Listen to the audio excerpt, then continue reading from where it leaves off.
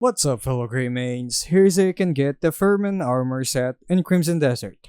For this, make sure to have at least 10 to 15 animal hides ready, which you can buy from any tannery or loot from any animals you hunt. The entire Ferman set can be found inside the city of Delicia, which you can buy from the equipment shop to the lower left side of the city. Go there and talk to the big guy, and open his buy menu.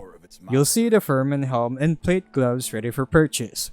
But as you scroll down, you'll notice that the plate armor and cloak are locked. To make them available, you need to have max trust with the shopkeeper first, by giving him the hides we prepared. Once you reach max trust with the vendor, go back to his buy menu again and purchase the entire set. If you're wondering where the boots could be, you'll find them inside the tailor shop just north of the equipment shop. Go there, talk to the shop owner, and buy the boots. And you've just acquired the entire Ferman Armor Set. And that's all of it. If you found this video helpful, don't forget to like and subscribe for more Crimson Desert guides. Thanks for tuning in, and I'll see you in the next video.